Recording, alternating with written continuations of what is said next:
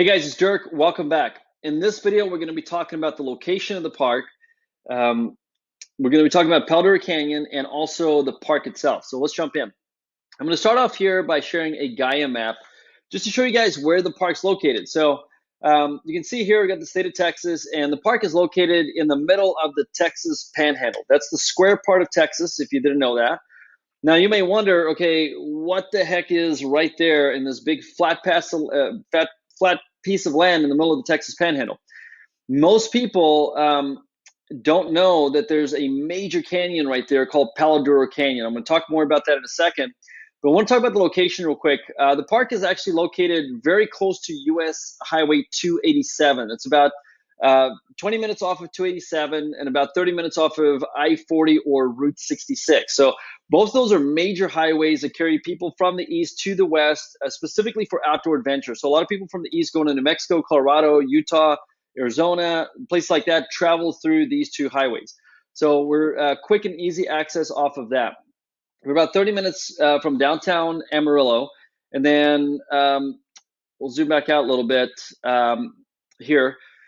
Just over 4 hours from Albuquerque, under 4 hours from Oklahoma City, depending on where you are in the DFW Metroplex, maybe about 5 to 6 hours. Austin's about 6.5 hours.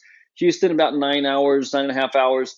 So that kind of gives you a reference of how far the park is from different places. Now, for us, when we started looking for the right location, we knew that we wanted to be close to highways that made it easily accessible, right?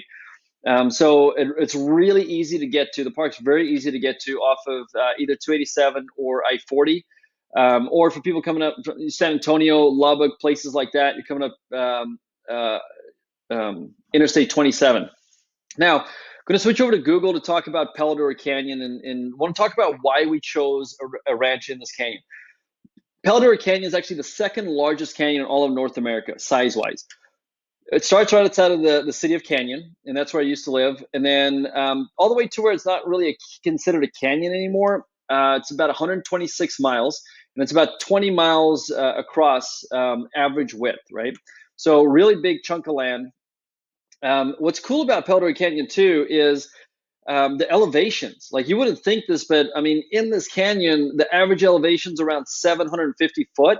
There's sections of the canyon that go all the way down to 1,000 foot of elevation drop from the rim. And on the ranch that we bought, the elevations are anywhere from about 450, 500 foot rim drops all the way to close to a mile of elevation, right? So, I mean, really, really amazing elevations on the property. Now, some of you guys may have heard of Palo Duro Canyon State Park. And a lot of people have heard about that park. It's actually one of the most traveled state parks in all of America. There's also Caprock Canyon State Park that's also in the canyon. But a lot of people think that Palo Duro Canyon State Park is the whole canyon, but it's not. Palo Duro Canyon State Park is only a small portion of the park. And even if you've been on the trails at Palo Duro Canyon, the trail system is only on about 3,800 acres, 3,800 acres. So the ranch we bought is right over here. This is where Merus Adventure Park is going to be. And I want to kind of zoom in here to show you guys, what I really love about this piece of land, because we looked at a lot of ranches when considering, okay, where do we actually want to open Merus? So we feel like we found the perfect piece of land. Lot of just rough land, lots of elevations. And one thing I love is that the canyon here has all these peninsulas or fingers or whatever you want to call them coming in, which creates so much more land that's accessible, right? So the linear size of the ranch is 5,500 acres.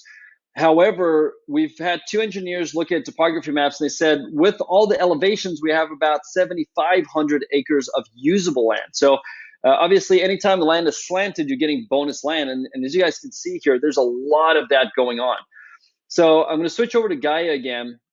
Zoom in. And by the way, this Gaia map is active on our website, merusadventure.com, so you guys can actually go and play with it. It doesn't have all the trails mapped out, but we will be uploading the trails to that map as well. The next video, we're going to be talking about the trails, specifically about the trails. This one is just about the actual park and location. But the park's in the canyon. The canyon is incredible. There's geology from 4 different distinct geological periods. It makes amazing terrain, guys. Can't wait for you to check it out.